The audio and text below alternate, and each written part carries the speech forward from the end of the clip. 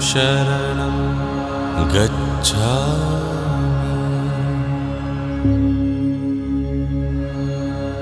धम्मं शरणं गच्छामि संघं शरणं गच्छामि।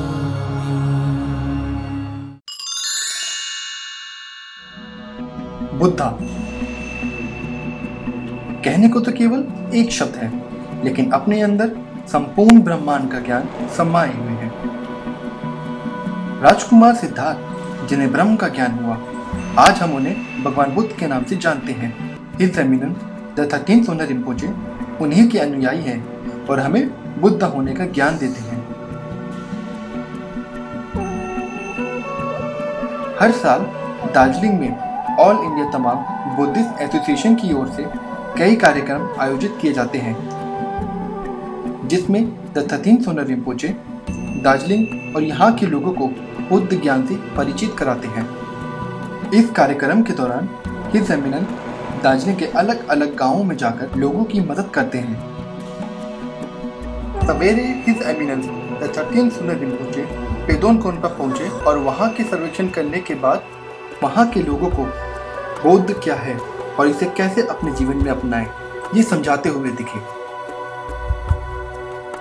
कफीर गांव पहुंचकर उन्होंने कुछ देर विश्राम किया और यहाँ के लोगों को बुद्धा, धर्मा, सांगा क्या है और इसका हमारे जीवन में क्या महत्व है, ये समझाते हुए दिखे। कुछ समय यहाँ कफेर में व्यक्त करने के बाद वह तकलिंग गांव पहुंचे।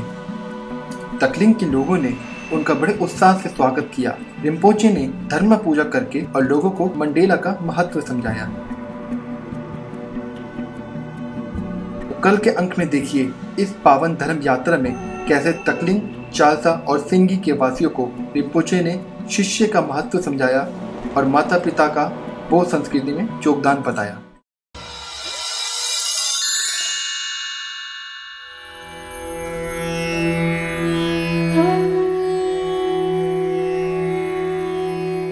आपने सुना है वैदिक ज्योतिष के बारे में, आपने सुना है पश्चिमी ज्योतिष के बारे में। भारत के टेलीविजन इतिहास में पहली बार हिमालय के रहस्यमय इलाकों की ज्योतिष शास्त्र की गणना से जानिए क्या कहते हैं आपकी किस्मत के सितारे। तिब्बत, नेपाल और भारत के हिमालय क्षेत्रों की बौद्ध संस्कृति ने अपना विशेष ज्योतिष शास्त्र विकसित किया है। बौद्ध ज्योतिष शास्त्र जिसमें होता है 12 साल का एक चक्र। पहले साल का प्रतिनिधित्व माउस यानी चूहा करता है। इसी तरह वृष, बाघ, खरगोश, ड्रैगन, सांप, घोड़ा, भेड़, बंदर, पक्षी, कुत्ता और सुअर 12 सालों का प्रतिनिधित्व करते हैं।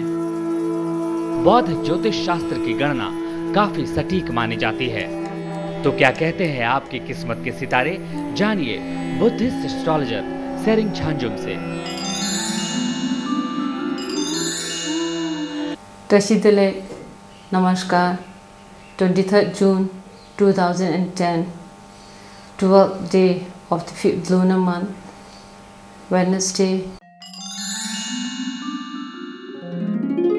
with the elemental combination of water and wind, regarded as inauspicious combination, and this day has incompatible energy to separate loved ones. From 15 hours we have the elemental combination of fire and water, which is again considered as inauspicious day. Therefore this whole day in particular is going to be inauspicious. But Wednesday in general is a good day for the person born in the year of mouse, pig, ox, dragon and dog. And it is an inauspicious day in general for the person born in the year of horse and snake. On this day there should not be any kind of starting of new business. 24th June 2010, 13th day of the 5th lunar month, Thursday, which is the elemental combination of fire and wind, considered auspicious, and this elemental composition has powerful energy to bring auspiciousness. And from 14:26 hours, there's an elemental composition of earth and wind is coming up, which is considered inauspicious, and this combination of elements has unfavorable energy to worsen the growth of wealth and property. This day in general is good for the person born in the year of tiger, rabbit, bird, monkey, while inauspicious for those born in the year of ox, sheep, dog and dragon. During this particular day, no birthday party and outing for a newborn baby should be undertaken. 25th June 2010, 14th day of the 5th lunar month, Friday, with the elemental combination of earth considered very auspicious, and this auspicious combination has wish-fulfilling energy to fulfill all the wishes of an individual. And this particular day is especially auspicious for the person born in the year of sheep, bird, monkey, horse and snake, while it is considered inauspicious for the person born in the year of tiger and rabbit if any kind of major activities or decision making to be held. Going for battle or studying of legal fight or lawsuit should be avoided on this particular day. We will see you tomorrow at the same time.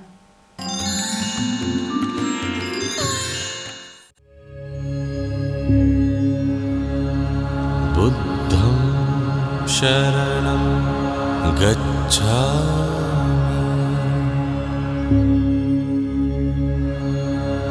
धम्मं शरणं गच्छामि संघं शरणं गच्छामि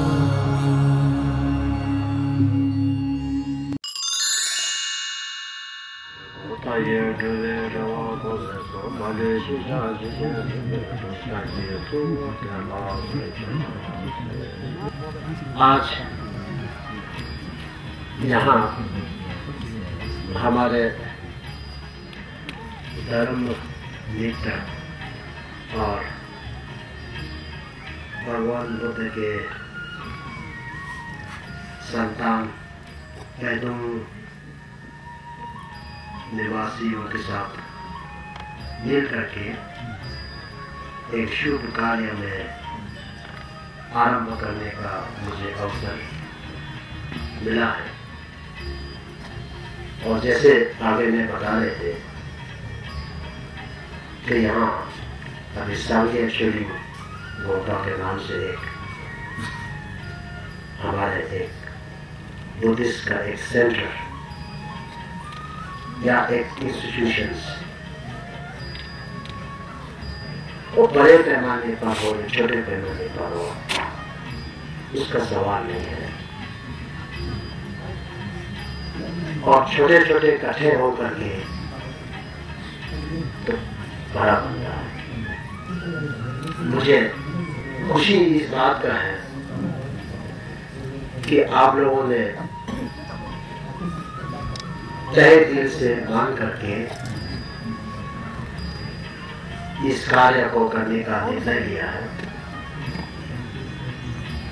और मैं भगवान बुद्ध जी से प्रार्थना करूंगा कि आपके मनोकामना को पूर्ण हो।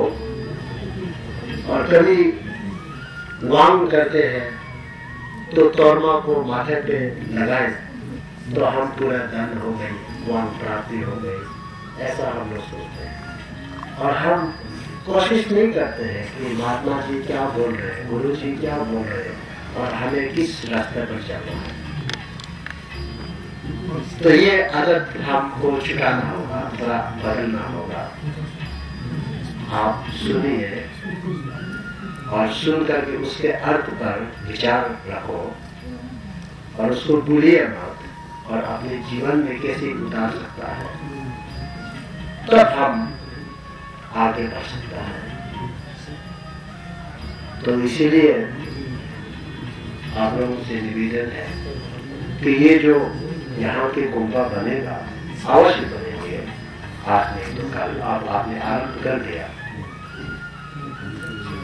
लेकिन केवल एक गुम्बा के ढांचा खड़ा होने से क्या हमारा उपदेश होता है?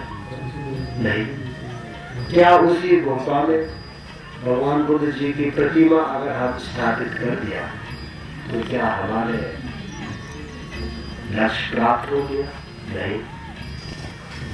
अब ये जो गुम्बा बना रहे हैं, ये कार्य है एक आपके स्थल सोचिए, आपके एक व्यवस्था मान लीजिए, या ये एक आपके लिए एक संस्था के रूप में होगा। लेकिन हमें अचीवमेंट कुछ और है। और we are looking for something beyond that destination, जहां हमको जाना है।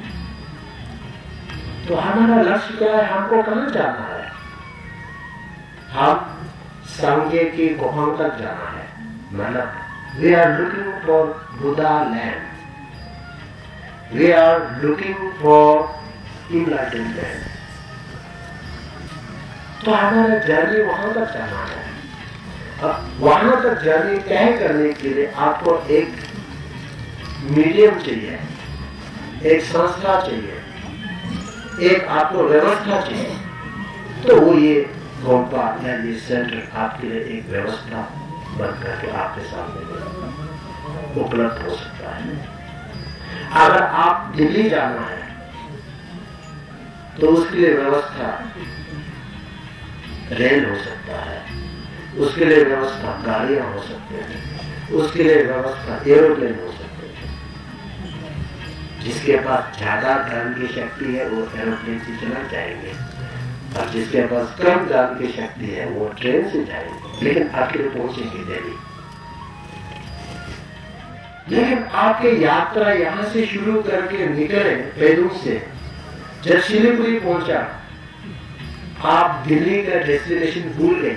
शिलीगुड़ी में 2-3 दुकानों में आप शॉपिंग करके वापस घर लौट गए, तो आप बीच में भटक गया ना, आप नहीं पहुंचा अपने डेस्टिनेशन में। तो उसी तरह ना हो, ये गुम्बा बनने का बाद में पूरे उसको यूटिलाइज करो। जैसे हम ट्रेन में चढ़ करके दिल्ली पहुंचना है, उसी तरह इस गुम्बा में आप प्रैक्टिस करो, सीखो, जानो बुद्धिज्म को, और आगे बढ़ो। बढ़ते बढ़ते हम आशा रखेंगे कि इस संस्था से प्रैक्टिस करते हुए कई लोग इनलाइटनमेंट अचीव करें, बुद्धाहुड अचीव करें, बुद्धा लैंड पहुंचे।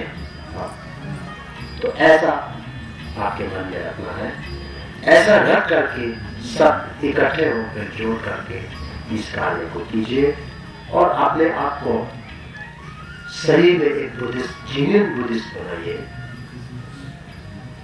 केवल इतना तक ना रह जाए कि आप जब फॉर्म फिलअप करेंगे, बुद्धिस्ट जो लिखने का एक वहां तक एक आइडेंटिटी तक ही ना रह जाए।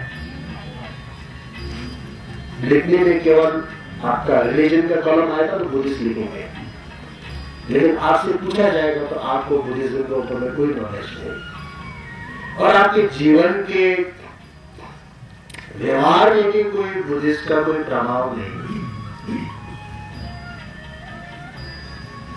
तब फिर आप बौद्ध होने का कोई मीनिंग नहीं है। और इसके साथ मैं एक निवेदन और करूंगा, आज मैं कुछ जितने भी छोटे थोड़ा सा क्यों ना हो बुद्धिज्म में नॉलेज रखता हूं, किसकी कृपा है? पूर्वजों की कृपा से, जिन गुरुओं ने हमें शिक्षा दिया है उनकी कृपा से, और हमें जो आकर्षित किया बुद्धिज्म के तरफ में वो भी मेरे पेरेंट्स लोगों की कृपा से। तो आज आप लोगों से मैं एक बात यही कहना चाहता हूं कि आप लोग जो तमाम क्यों ना हो, बोटिया क्यों ना हो, लेक्चर क्यों ना हो, आप पेरेंट्स लोगों का बहुत बड़ा एक जिम्मेदारी है। केवल आप बच्चा पैदा कर दें, उसको स्कूल में दाखिल कर दें, उसकी जिंदगी चल जाए, अगर इतना तक आपके सोच है तो मैं समझता हूं कि एज अ तमाम, एज अ भोटिया, एज अ लेक्चर, आप पेरेंट्स का पूरा ड्यूटी फुलफिल नहीं कर रहे। एटलीस्ट यू मस्ट ट्राई कि तुम्हारे बच्चे एटलीस्ट तमाम बने सही, आपके बच्चे कम से कम पक्का भोटिया है। एजुकेशन होना है, एट द सेम टाइम वो सही में तमाम बने, जीवन तमाम बने, मतलब तमाम के कल्चर के साथ, तमाम के ट्रेडिशन के साथ, तमाम समाज की सोच के साथ जुड़ा हुआ रहे। ये आपको रिस्पॉन्सिबिलिटी लेना होगा, नहीं तो जब बच्चे बड़ा होने लगेगा, आप आज हमारी एज के लोग 40-50 की एज लोग हैं, हम 60-70 में पहुंचेंगे, फिजिकली हम कुछ नहीं कर पाएंगे, तब तक हमारे नजर में क्या रहेगा? हमारे नजर में सारा दूसरे कल्चर से, दूसरे धर्म से इन्फ्लुएंस होने एक समाज हमारे सामने खड़े नजर आएंगे। उस दिन केवल हम दिल दुखेंगे, उसके अलावा हमारा पास कुछ चारा नहीं रह जाएगा। वो दिन देखना न पड़े, ये हम सबका कर्तव्य होना चाहिए। तो इसलिए मैं चाहता हूं कि ये जो गुफा है इस काम के लिए एक सेंटर बने, और जब ये निर्माण होने के बाद आपके बच्चे लोग यहाँ आए, काका गाना सीखे, उसके माध्यम से धर्म को सीखे, और मैं प्रार्थना करूंगा कि इस कार्य को सफलतापूर्वक होने के लिए